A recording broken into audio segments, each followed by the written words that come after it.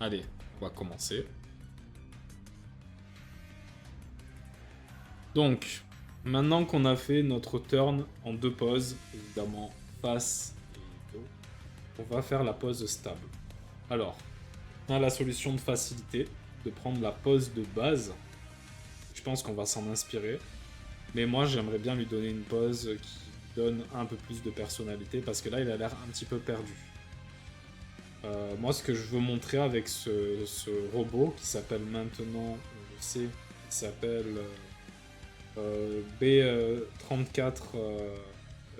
putain. B34... putain, merde. Je me rappelle plus. C'est quoi déjà, Faizy, si tu m'entends? Mais bon, c'est pas grave pour le nom. Maintenant, on va vraiment faire ce crayonné. Alors, on va commencer évidemment par la pose. Et là, ça va être un peu comme la dernière fois, ça va peut-être un peu prendre du temps, mais ça sera. Mais comme c'est plus rigide, donc moins organique, il y aura moins de soucis en termes de pose. Mais ce petit ours, ce petit Beertronic là, faudrait le rendre pas menaçant, mais il faut qu'il ait un aspect où on voit sa puissance. Là, par exemple, la pose elle est trop droite, donc du coup, on voit plus le côté mignon. Mais il faut quand même qu'il reste un petit peu mignon. Donc faut voir. Alors, on va faire là. C'est que du coup, je pense que déjà, pour faire une pause un petit peu intéressante, on aura l'occasion d'en reparler, mais il y a des petites règles. Déjà, ce qui est bien, ce qui n'est pas bien, justement, c'est de, si vous devez faire quelque chose de penché, que ça soit toujours dans le même sens. Là, par exemple, il y a la tête qui est dans ce sens-là, il y a le corps qui est dans ce sens-là, il y a des trucs qui vont dans ce sens-là. En gros, pour le cerveau, c'est ennuyant parce qu'il n'y a pas de lignes qui viennent couper. Donc, par exemple, si on fait la ligne de la tête là, on imagine que la tête elle est comme ça. Il faudrait peut-être que le corps il soit dans un axe comme ça. Bon là ça fait très désarticulé parce que j'exagère, mais ça donne une sensation de mouvement beaucoup plus grand. Et si par exemple ce bras là, admettons, il serait vraiment full relâché, il faudrait que là on ait une jambe qui soit, on aurait une jambe qui fasse ça, une jambe qui soit pliée, comme ça en fait. Le pli là et le relâchement de là, ça donne une dynamique intéressante et que là par exemple, on imagine que le bras, ben, soit il fait ça, tu vois, le bras il est derrière, soit il est devant en mode comme ça quoi. Faut voir un petit peu. J'aime bien le dynamisme de cette pose, mais c'est un peu trop dynamique. On est quand même dans une pose qui doit être stable. Donc ça, je le ferai peut-être de mon côté, comme ce que j'ai fait pour Wenby, on le rappelle. Il est ici. J'ai fait des petites poses de mon côté. Là, celles-ci, je les ai faites de mon côté. Donc je pense que je ferai pareil pour du coup notre Beertronic. Mais voilà, c'est ça qu'il faut retenir pour les poses. Si on veut rendre des poses intéressantes, il faut pas hésiter à être dans des axes différents. Genre, si on est trop dans des axes un peu pareils, ça risque d'être très ennuyeux pour les yeux. Et pour le cerveau aussi. Donc voilà, petite gorgée d'eau. Et je suis à vous.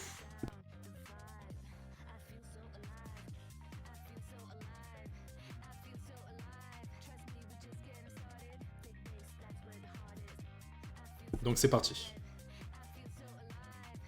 Alors, euh, j'aime bien le côté de cette pose flottant comme ça avec le bras, mais c'est trop dynamique. Donc ce que je vais faire, c'est que je vais la mettre de côté et je pense que demain ça me fera un premier,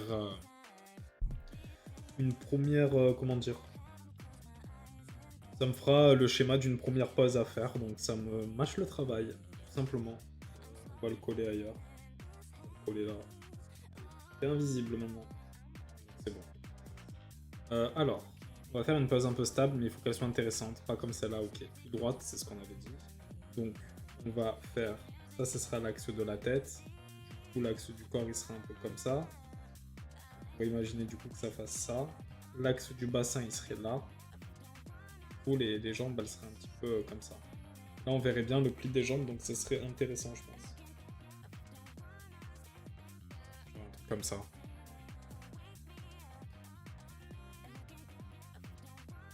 Genre, mais du coup, cette jambe, elle devrait être un peu plus éloignée, évidemment, parce qu'elle n'est pas pliée, celle-là.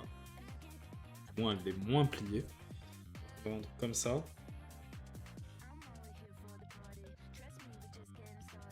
Comme ça, hop. Ah, avec, bien sûr, les fils qui sont là, mais on aura l'occasion de les refaire mieux. Et la plaque qui sort un petit peu des sortes de bottes avec les... Je sais pas si c'est des coussinets pour les ours, mais...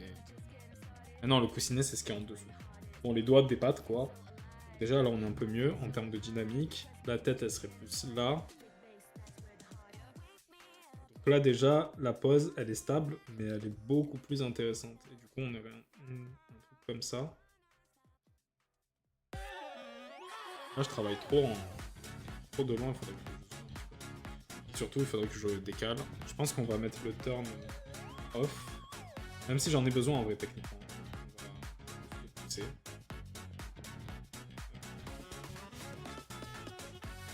Ça, là, on a plein de place. Alors, du coup, là, on est plus en 3D. Donc, déjà, on peut pas se permettre de faire un truc full 2D comme tout à l'heure. Ça va faire un truc comme ça, comme ça. Pareil pour les épaules. Du coup, ce qui est intéressant avec les épaules, c'est que comme on a fait des alvéoles, on peut représenter par une forme un petit peu 2D. Ça marche.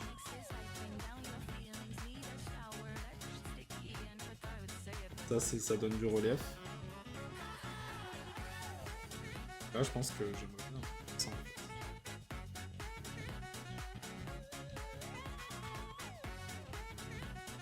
Peut-être il se gratterait la tête, ça lui donnerait un petit aspect genre c'est classique, hein. Ça lui donne un aspect nounours un peu maladroit, quoi. Alors du coup là il y aurait aussi l'épaule, peut-être qu'on la verrait moins parce qu'on est en 3/4. Du coup ça ferait ça. Yop yop. Hey, salut Ubi, c'est ça? J'espère que je prononce bien. Bienvenue sur le stream.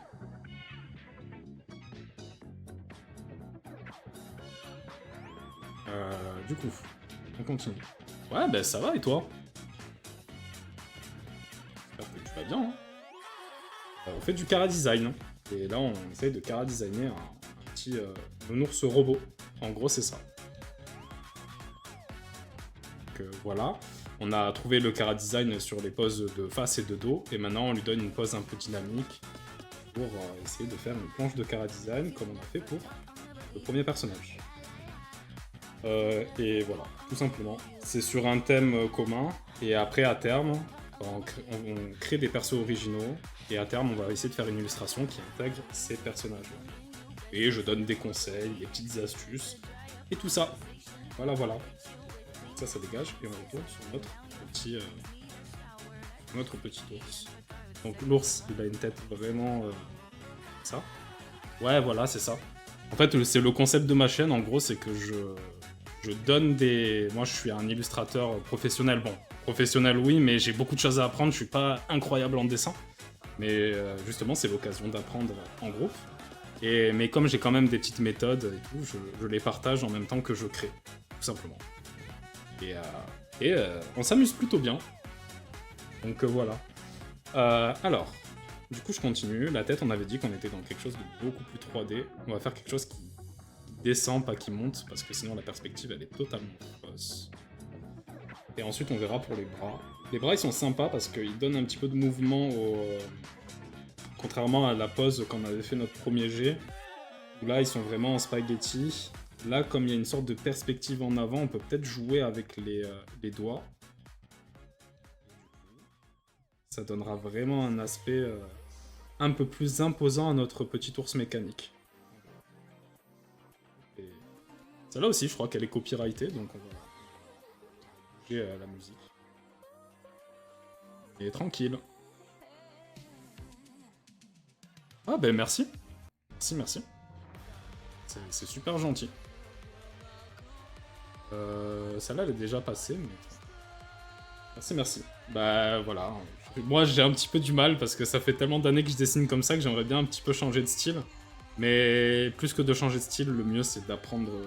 des nouvelles façons de faire pour faire évoluer son propre style en fait. En tout cas, merci du compliment, c'est très gentil. Du coup, on va se concentrer sur les oreilles aussi. Elles sont un petit peu en 3D, les oreilles. mais léger. Et après, il faut pas oublier cette antenne qui est là, qui est importante. Et merci pour le follow, du coup, Ubi. Tu me dis hein, si je prononce mal ton pseudo. Et voilà, et si jamais ça t'intéresse, après, je sais que c'est des horaires un peu, un peu étranges quand même, mais je suis là tous les lundis après-midi et tous les jeudis après-midi. Donc si des fois t'as un moment. Et souvent aussi, ce que je fais, c'est que je mets des exercices. Bon, là, c'est un peu plus participatif dans le sens où les idées, ben, on était plusieurs à se donner des idées pour arriver à un petit résultat. Mais des fois, il y a des petits exercices en mode ben, on essaye de dessiner un truc chacun de notre côté. Après, pas on compare, mais genre si t'es un peu créatif, genre ça peut être intéressant.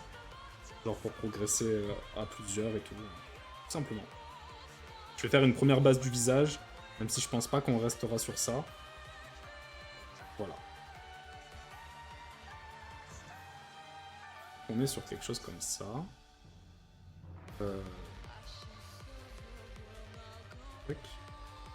Et c'est vrai qu'on avait mis ces petits patterns un peu mécaniques.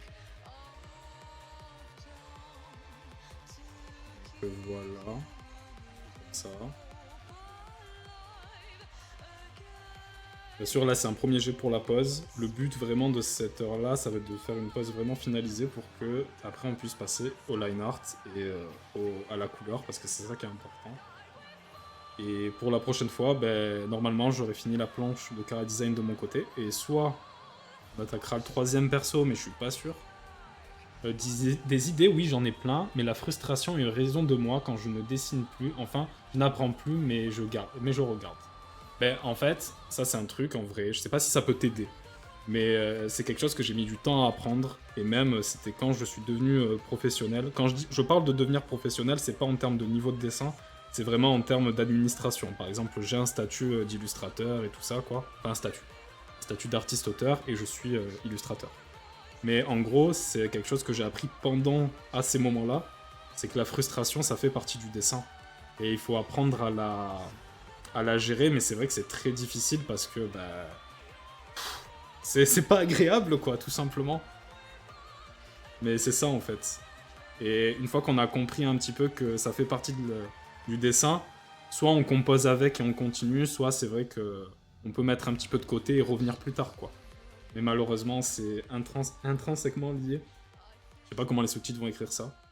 Intrinsèquement lié, pas mal les sous-titres. Mais tranquille. Ouais.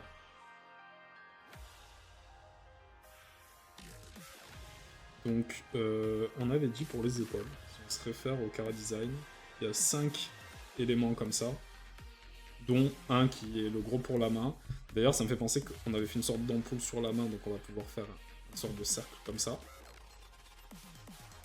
Ça ressort très bien. Et là, pareil, en vrai. Et c'est vrai qu'il ne faut pas oublier le mécanisme qui est derrière, qu'on voit pas parce que c'est en 2D. Là, il y a une sorte de mécanisme. Et la queue, je pense pas qu'on la verra, mais peut-être, c'est possible. Donc, on va faire quelque chose comme ça. Là, je piffe. Franchement, c'est du pif. La perspective, elle est pas forcément bonne sur les petits composants que je fais là. Mais on va dire que l'important, c'est qu'on comprenne le mouvement plus que ce que ça soit juste. Ça, c'est un truc qu'on a tendance à croire aussi, c'est qu'il faut que tout soit juste et que tout soit au pixel près, mais quand on regarde la plupart des œuvres, même faites par des mangaka professionnels ou des illustrateurs professionnels, on voit que des fois il y a des détails qui ne collent pas avec la justesse, mais c'est pas grave parce que artistiquement c'est joli, donc ça suffit en fait. Faut pas se mettre trop la pression à ce niveau-là. Là, je suis un peu trop haut et je suis pas assez bon dans la forme, ça veut dire que je l'ai mal dessiné. Là, l'astuce, quand on est en perspective et qu'on sait pas trop comment faire une forme dans un cube, c'est justement de dessiner un carré ou un rectangle en fonction, mais un carré c'est mieux, surtout pour une forme un petit peu... Parce que là, l'alvéole... Ah, putain, je bafouille. Elle peut s'associer à un rond, et pour tracer un rond dans la perspective, ce qu'il faut faire, je sais pas si je l'avais expliqué la dernière fois, mais en gros, il faut tracer un carré, mettre 4 points, et essayer de faire passer les courbes dans le truc, et là on a un rond qui est un peu plus en perspective. Là il est pas bon parce qu'on est trop pointu, Et si je le travaillais un peu plus, on serait dans quelque chose de juste par rapport à la perspective. Mais du coup, là, comme on est dans une forme un peu plus cubique, parce que c'est une alvéole, ah putain, je l'ai plus, désolé. Mais du coup, on va, on va juste essayer de coller par rapport à ça. Là, du coup, ça ferait quelque chose comme ça, on ferait comme ça, et là, on serait comme ça. Là, ce qui bloque un petit peu, c'est que peut-être le côté 3D est mal foutu là. Faut voir, on va plutôt faire un truc comme ça. Donc maintenant on va supprimer des traits parce que, moi je comprends mais la lisibilité pour tout le monde c'est pas forcément ouf. Mais tranquille. Et voilà. On va faire ça comme ça. Ouais, c'est un très très bon thème ça. Et c'est vrai qu'il peut y avoir tellement de références avec ce thème-là. Genre, il y a tellement... Déjà, il y a... Quand on parle de pirates et d'univers fictif, forcément, la première chose qui nous vient à l'esprit, ça peut être One Piece. Bon, j'ai jamais vu One Piece, parce qu'il y a tellement d'épisodes que ça m'a un peu découragé de commencer, mais il faudrait que je commence un jour, parce que c'est un peu un incontournable. Mais même, on peut penser à des trucs plus basiques et un peu moins public animé, genre Pirates des Caraïbes, par exemple. Ou même, moi je sais que j'avais fait à l'époque le Assassin's Creed 4, je crois, qui est avec les pirates et tout. Et c'est vrai qu'il y a plein de références à prendre, et pour créer des univers sur ce thème-là, c'est juste incroyable, quoi. Donc ouais, c'est vraiment des univers très stylés. J'ai jamais travaillé sur ce genre de truc, mais ça serait sympa à l'occasion un jour. Que même pour designer un bateau, je pense que ça doit être trop trop bien. Ouais, c'est vrai. Je me suis jamais trop penché sur le style artistique de ce jeu-là. J'en ai beaucoup entendu parler. Ce- Mais franchement, c'est vrai qu'il doit avoir plein de petits mystères et tout, ça doit être sympa. Donc faudrait que je regarde ça en off, en vrai, j'essaierai de voir un petit peu. Ça peut me faire des bonnes références, ce genre de choses. Genre rien que d'imaginer de designer un bateau pirate un peu à l'ancienne, franchement, il doit avoir des trucs tellement sympas à faire. Je pense qu'on va mettre ça comme ça, mais on avait dit qu'il sortait pas trop, donc il faut faire attention.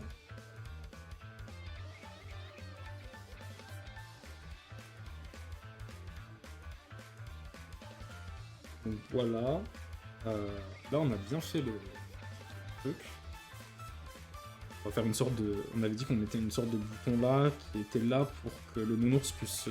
Parce que pour le petit rappel, ce nounours, en fait, il a une sorte de fœtus ourson dans le corps. Et c'est ça la partie organique qui permet à tout le robot de fonctionner. On avait décidé qu'il y avait un petit bouton sur le côté qui permettait au robot de gérer la température du petit nounours à l'intérieur. Soit toujours vivant, quoi. Donc du coup, la pose, je l'aime bien, je la trouve intéressante. Maintenant, il y a des erreurs. Et la première erreur que je vois, c'est que ça, c'est beaucoup trop large par rapport au bassin. On était vraiment sur quelque chose d'un peu similaire. Ce qu'il faut faire, c'est que je pense le bassin en 3D, et c'est ça qui va être compliqué parce que jusqu'à présent, on ne l'avait jamais vu sur une perspective 3D. Donc, en fait, ça ferait quelque chose comme ça. Là, ça ferait ça, et du coup, la jambe, elle sortirait de là. Et la question, c'est est-ce que la jambe, elle sort avec un rond comme ça, et du coup, ça fait ça? Ou est-ce qu'elle sort vraiment droite? Je sais pas trop, parce qu'en fait, le fait de le sortir droit, ça apporte de la rigidité dans la pose, et on perd ce côté dynamique, et avec les petits doigts comme ça, là, qui grattent un petit peu la tête et tout, clairement, euh, clairement, faut voir. Hmm. Je pense qu'il faut que je les rapproche un petit peu, parce que sinon la main elle sera un peu trop grosse, enfin, trop large, quoi. Mais voilà. Faudrait que j'accélère un peu, parce que j'aimerais bien finir au moins de crayonner de la pause avant 4h30, comme ça on pourra attaquer le plus gros, quoi. C'est-à-dire le line et la colo, surtout la colo. Parce que franchement, je sais pas encore les couleurs qu'on va choisir. Et Fezzi, je sais pas si t'es toujours dans les environs, mais t'avais eu des petites idées là tout à l'heure de colorisation. Si t'es là, franchement, je prends, hein. Je prends. Mais c'est un petit peu le casse-tête, la colorisation. Il n'y a plus de musique, donc ça veut dire qu'on a fait le tour de cette playlist là. On va prendre des trucs un peu plus joyeux. Et, euh, et voilà.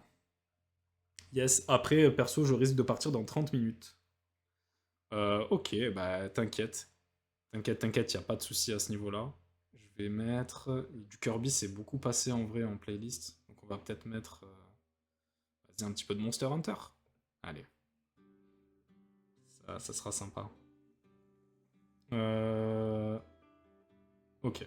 On revient sur la pause. Je mets le chat ici. Bronze, or en couleur. Ouais, on va voir. Parce qu'en fait, le truc, c'est que les couleurs au niveau du Cara Design, j'en ai pas encore trop parlé, j'ai pas fait de live dédié dessus. Mais en fait, ce qu'il faut savoir, c'est que il faut que ça dénote pas avec l'univers global. Donc par exemple, là, malheureusement, pour l'or, ça serait été une trop bonne idée. Mais comme le personnage, il est déjà jaune et qu'il va sûrement interagir beaucoup avec ce personnage-là, ça risque de faire... genre quand il y a trop la même couleur, le cerveau, il peut considérer ça comme un peu ennuyeux. Donc je pense qu'on va mettre un peu de doré, parce qu'il y a cette... c'est vrai que je l'ai beaucoup expliqué en début de live, mais du coup, il y a... le premier personnage, il a beaucoup d'outils en rapport avec le miel, et du coup, le miel, c'est un petit peu doré. Donc on avait du coup décidé que le miel, c'était l'énergie qui permettait à ces nounours de... Enfin, à la partie mécanique des nounours de fonctionner. Donc il va avoir plein d'éléments qui seront de couleur or. Par contre, le bronze, en effet, ça peut être super intéressant. Donc, franchement, pourquoi pas. On verra tout à l'heure comment on fait. Ouais, un peu rouillé, ça serait vraiment sympa. Ça donnerait un petit côté, pas délavé, mais un peu usé, abandonné. Et ça marcherait totalement. Donc je vais voir ce qui m'en sort. Malheureusement pour moi, tout ce qui est un peu effet métallique, je suis pas au point à ce niveau-là, mais ça sera peut-être l'occasion d'apprendre. Et si aujourd'hui j'arrive pas à faire quelque chose de convaincant, la prochaine fois je travaillerai ça et au prochain stream je pense que ça sera plutôt sympa. Donc du coup là le bras il pose un petit peu problème. Donc on a l'épaulière qui est là. Euh, Là il faudrait que... Non, je pense que ça suffit. Ça. Ok. Donc on va faire... on va suivre les petits traits que j'ai fait, même si c'est pas forcément juste. Et là il en manque un en fait. C'est ça le problème.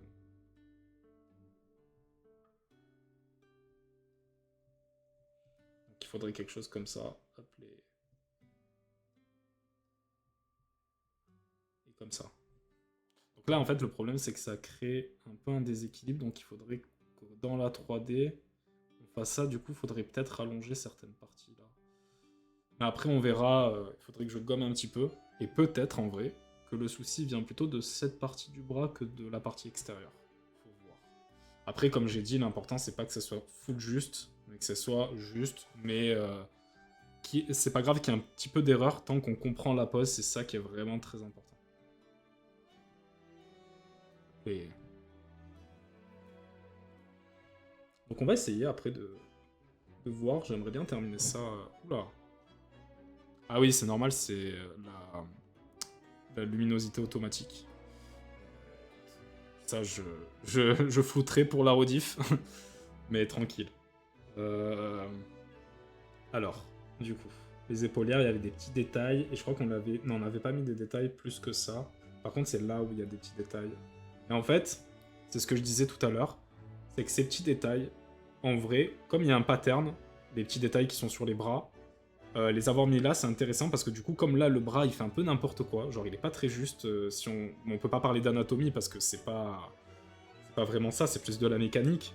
Mais du coup, ces petits patterns, ils vont permettre à l'œil, en fait, enfin, l'œil de celui qui regarde l'illustration ou le chara design, de se dire, ok, c'est régulier, donc même si c'est faux, le cerveau, il va considérer que c'est juste quand même.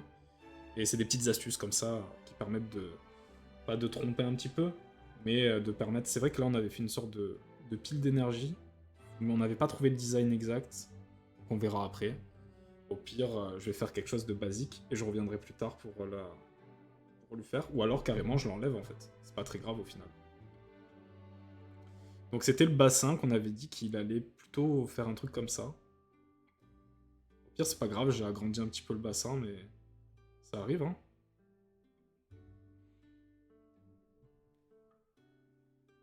Ça arrive, ça arrive. Mais voilà, et la queue du nounours, qui est une sorte de prise électrique. Il y a aussi les petits trucs comme ça. Prendre.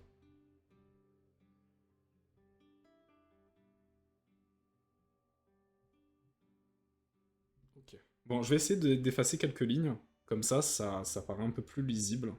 Parce que comme je dis à chaque fois, hein, pour moi c'est clair, mais pas forcément pour tout le monde. Donc voilà, comme ça.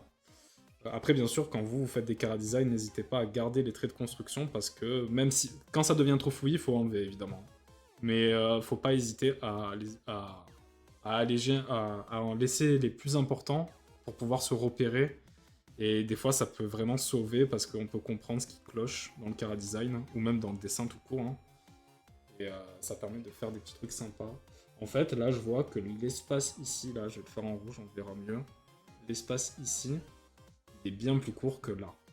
Donc, il va falloir que, merci le digital, je grossisse un petit peu ça. Et c'est pas plus mal parce que du coup, on verra mieux le nounours à l'intérieur. Et du coup, le truc à faire, c'est de gommer un petit peu cette partie pour resserrer un petit peu le... Je suis en rouge, c'est pas ouf. Pour resserrer un petit peu la partie externe. Comme ça, on voit mieux la perspective. Et puis même, on peut se permettre d'agrandir un peu l'alvéole. L'alvéole... Oh, j'abandonne. J'abandonne. Ok.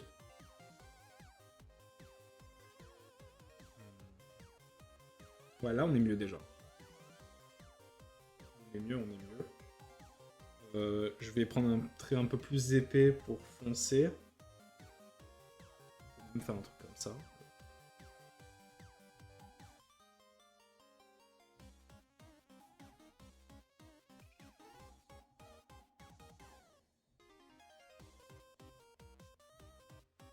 Voilà. Hop là. Je pense que le bras, même s'il est un peu faux, il marche bien, donc on va pas s'en préoccuper plus que ça. Maintenant, c'est qu'il faut pas oublier qu'il y a une sorte de mécanisme derrière. Pour cette pose-là, il fait un peu chier le mécanisme, mais quand on fera des poses un peu plus intéressantes, ça sera clairement... graphiquement, ça apportera vraiment quelque chose à la composition. Donc on va rester sur ça. Maintenant, il y a ce bras-là, je l'ai laissé parce que je savais pas comment m'en sortir, mais maintenant on n'a plus le choix en gros. Donc ce qu'on va faire, c'est qu'on va faire des sortes d'attaches comme ça au pire. Parce que c'est ça en fait le souci, comme on a fait qu'une pose de face et de dos, on voit pas commencer sur la tranche. Donc là on va devoir un peu piffer, tout simplement. Donc là on est 1, 2, 3, 4, et du coup il en manque un dernier qui va se mettre là. Et ça marche bien en vrai, donc ça va. Ça marche bien, ça marche bien. Donc là ok. On va foncer un petit peu le trait pour les doigts aussi, comme ça on voit que c'est un peu plus en avant. Et je pense qu'en vrai, on va voir des petits détails, parce que c'est souvent les détails qui nous baisent quand on fait du line et tout ça. Mais clairement, ça peut servir. Je pense que là, déjà, globalement, on est pas mal. Maintenant, ce qui manque, c'est la queue. Parce que là, elle est un petit peu visible en vrai. Le rouage, là. Et ce que j'aimerais faire, c'est améliorer un petit peu tout ce qui est la partie un peu jambes. Parce que, en fait, le bassin, il est devenu trop gros, il prend trop de place maintenant, et on se demande un petit peu... ça crée un déséquilibre, en fait. Donc, ce qu'on va faire, c'est qu'on va simplement supprimer une partie du bassin, tout simplement. Voilà. On va remonter les jambes. Du coup, ça fait que la main sera encore plus visible, donc pourquoi pas. Et ouais, là, je trouve que ça colle un peu mieux. Maintenant, en fait, le souci, c'est qu'on est vraiment... si je reprends le rouge, on est vraiment dans quelque chose de comme ça, pour le bassin.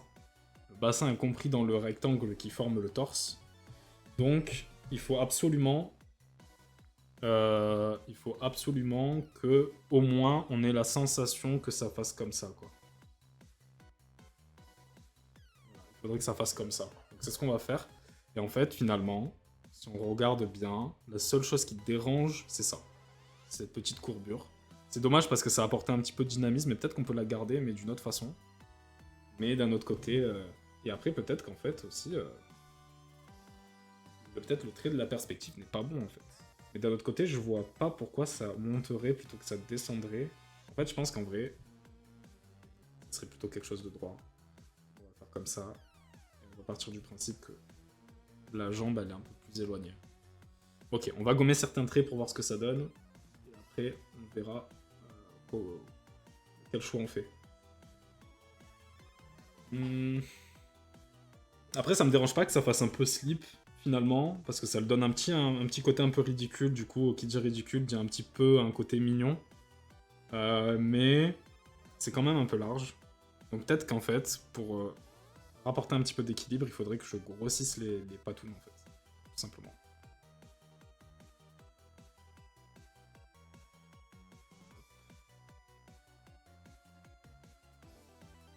Voilà. Je pense que là, déjà, l'équilibre, il est un peu mieux. C'est léger, hein, mais ça suffit en vrai. Et là, il y a ces sortes de plaques de fer, parce qu'on avait dit que si le robot se met à quatre pattes, un truc comme ça, la plaque de fer qui sortirait de la jambe pour permettre l'adhérence du sol et faire en sorte que le nounours que ses articulations ne soient pas protégées, quoi. Donc il y a ces plaques là qui sont là. Et il y avait ce petit pattern mécanique aussi qui est là. Donc, du coup, ça fait ça. Et là déjà, ben, ça marche bien. Il y a ce petit fil aussi, j'aimerais bien qu'il soit visible, mais qu'il soit visible de la bonne façon, quoi. Pas en mode je suis là. Mais on va voir. Et là, il sera pas visible du tout, mais on peut grossir la jambe vu qu'on est dans la perce. Il faut voir. Et on y est presque. Hein. Je pense qu'après, il y aura le sorte de petit fœtus nounours dedans, le mécanisme et la queue à finir. Et la pose, elle sera terminée. Et voilà, on aura trouvé une pose bien plus intéressante que celle de base, qui est beaucoup plus dynamique et qui donne vraiment plus de personnalité. Et en fait, c'est la technique que je donnais au début, c'est que vraiment, si vous voulez donner de la personnalité et du dynamisme aux poses, même quand on est dans quelque chose de stable comme ça, parce que là, pour reconnaître une pose stable, c'est simple, c'est vous tracez soit un triangle, genre par rapport à la tête, et par rapport aux jambes, et si on est dans un triangle où la face, cette face-là, je me rappelle plus comment ça s'appelle, mais elle est posée sur le sol ou sur le plafond, on est sur une pose stable. Par contre, si la pose, genre par exemple là, il y a la tête, là il y a le bras, et là, je sais pas, il y a le corps par exemple, avec une sorte de point comme ça, bon, c'est un peu abstrait, mais je pense qu'on peut comprendre. Ben là, on serait dans un truc plus dynamique. Du coup, là, on reste dans une pose stable, mais on l'a dynamisé. Comment? Parce que si on crée des axes en biais un petit peu, en diagonale, on voit que cet axe il fait là, cet axe il est comme ça, le bassin il est là, et du coup, pour l'œil, c'est plus agréable que de voir un truc qui est toujours dans le même axe, parce que ça fait un petit peu monotone et ça casse ce côté dynamique. Donc c'est ça qu'il faut retenir pour une pose dynamique, mais je pense qu'on le verra dans un autre stream.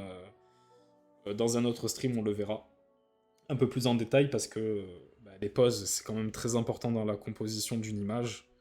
Et je pense qu'il y a des petits jeux vidéo, genre de type un petit peu gacha, où c'est très visible parce que ce qui est intéressant dans les gachas en termes de chara design et de pose, c'est que c'est des jeux qui sont en mode consommation en fait. Comme c'est des jeux qui sont en mode consommation instantanée, il faut qu'ils créent très rapidement des chara design qui fonctionnent et des poses qui fonctionnent.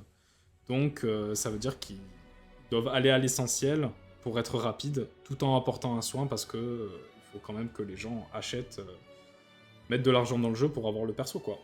Et donc du coup c'est très intéressant à étudier et je pense qu'on étudiera les poses via les chara design d'un gacha. Je sais pas encore lequel, je verrai, mais ça pourrait être intéressant. Ok. Il y a la petite plaque là. Là, il faut que je filme. Parce que là, le pied, techniquement, il veut rien dire. Je lui avais mis combien d'orteils? 4. Donc là, on peut imaginer que l'autre, il est derrière. Donc c'est pas grave si on le voit pas.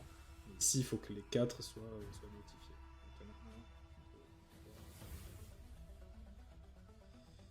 Donc, ok. On va supprimer des traits superflus encore. Ça passe devant? Ouais, ça passe devant la plaque, donc c'est cool. On verra plus le trait et on va pouvoir faire un petit détail supplémentaire comme ça. Là, pareil, on verra pas trop, mais en couleur, on verra, donc voilà. Comme ça. Quelque chose d'un peu plus droit. Là, l'orteil, il fait n'importe quoi, donc il va falloir faire attention. Et je pense que là, on est bon. Maintenant, il faut des petits détails du dos. Ah, peut-être celui-là, il est pas ouf. C'est un détail, en vrai, c'est pas très grave.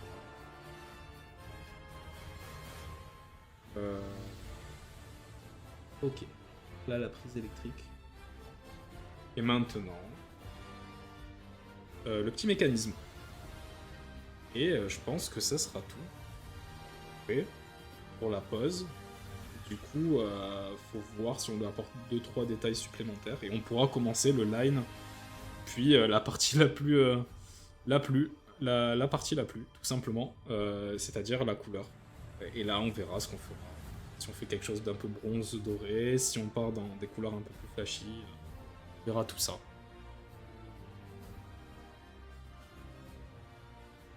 De toute façon, c'est ça qui est important, c'est de faire plein de tests pour voir comment, tout simplement, ce qui marche le mieux. Et maintenant qu'on a déjà un premier perso, il faut vraiment qu'il y ait 2 codes couleurs différents pour qu'on puisse bien les différencier, les identifier, et pas que quand on fera l'illustration finale, les 2 personnages, on comprenne pas qui est qui, quoi. Mais je pense qu'on est bon. Est-ce qu'il y a des petits détails que j'ai omis? Je crois pas. Genre, j'ai pas trop mis de pattern un petit peu en mode ligne avec des clous comme ça, là, pour être un peu épuré. Je trouve que ça suffit. Par contre, ce qui serait intéressant, c'est peut-être de prendre cette main-là, de la grossir un tout petit peu, de la courber un petit peu plus et de la mettre là. Je pense que c'est mieux. Du coup, il y a un petit détail qu'on voit pas, mais qui, quand on fera le line et que ce sera plus moins fouillis, on le verra, donc il faut le notifier. C'est l'oreille qui est derrière. Hop. Ah, il y a une coïncidence de traits. Il faut faire attention à ça aussi. Deux fois comme ça. Voilà, ça sera mieux. Je regarde. Là, il y avait le petit pattern de son, puisqu'il y a une sorte d'enceinte qui permet de voir la voix du robot, enfin d'entendre la voix du robot. La queue, on comprend un petit peu, et maintenant, c'est le mécanisme derrière. Bon, là, quand il faut dessiner quelque chose où on voit pas où est la base, ça peut paraître un peu compliqué, mais le mieux, et c'est ce que je vais faire, mais sur un autre calque, donc je vais passer celui-là en bleu pour qu'on voit mieux. Mais la meilleure chose à faire, en fait, c'est là, j'ai ma forme qui fait mon torse, comme ça. Et du coup, il faut l'imaginer en 3D, en fait. Ça. Genre comme ça, et voilà. Un truc comme ça. Ça fait quelque chose à peu près... voilà, ça fait ça. Ça veut dire que là, on a quelque chose comme ça, et ça... Mais dans une forme un peu comme ça, en fait. Je vais le mettre en 3D. Je vais faire des petites lignes comme ça on verra. Quelles sont les lignes de derrière et les lignes de devant. Et en gros, ce qu'il faut imaginer, c'est que s'il y a le mécanisme, il prend sa base un peu là, au milieu des épaules, donc ça veut dire que ça va se transmettre à peu près ici. Et là, ce qu'on va faire, c'est qu'on va tirer un trait comme ça droit, parce que ça suffit. Et maintenant, on va pouvoir dessiner le mécanisme. Bon, la perspective, on va pas trop y prêter attention, mais normalement, il y en a une à respecter. Mais on va oublier parce que c'est vrai que la perspective, c'est très compliqué. D'artistes professionnels qui l'ignorent, alors que bon, c'est quand même très important. Mais on fera des petits exercices sur la perspective, je pense, parce que c'est vraiment quelque chose où je suis vraiment pourri. Et j'ai envie de m'améliorer, donc on fera ça. On fera ça à l'occasion. Et là, on fait ça. Maintenant, là j'ai un peu trop dessiné par rapport aux besoins, mais c'est pas grave. Et surtout, en fait, il y a une sorte de petite sphère comme ça, là. Parce que ça, on la verra pour le coup. Maintenant, on va supprimer les lignes superflues. C'est-à-dire 80% des lignes, là, pour le coup. Ça fait ça, là, ça reste. Là, ça part. Là, ça reste. Et voilà. Là, du coup, on peut se concentrer un peu plus sur la forme. Parce que là, la forme, c'est pas ouf. Et je pense que c'est sympa. De toute façon, ça va être un line plutôt fin pour ce qui est derrière, parce que sinon, ça va trop capter le regard. Pour ceux qui regardent l'illustration du car design. Voilà. Et voilà. On repasse en noir. On voit si ça fonctionne. Ça rime en plus. Faut que je vois s'il n'y avait pas... Non, c'est bon, tout est bon. Tout est opérationnel. Ouais, en fait, j'aime pas la forme du mécanisme parce qu'en fait, si on regarde bien là, ça fait un truc comme ça. Alors que vraiment, moi, je voulais quelque chose de comme ça. Donc, ce qu'il faut faire, c'est vraiment accentuer là.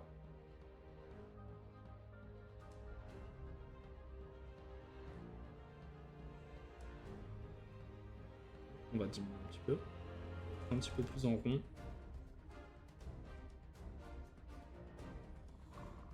Donc, quelque chose comme ça.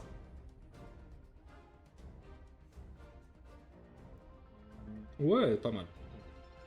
Ah, en vrai, peut-être si je mets juste un petit peu de perse dedans, on pourrait croire que ça marche mieux. Alors qu'au final, c'est tout... c'est tout aussi pas juste, quoi. Donc c'est sympa. Ah, c'est vrai que les oreilles, on les avait fait en forme de... en forme un peu plus cubique. Donc, on va faire ça comme ça.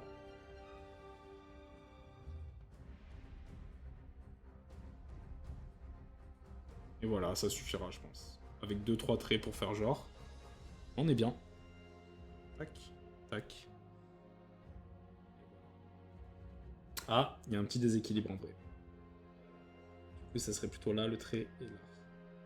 Là, on est mieux. Voilà. Je pense que c'est bon pour cette pause. Maintenant, bah, on va passer au plus rigolo, tout simplement.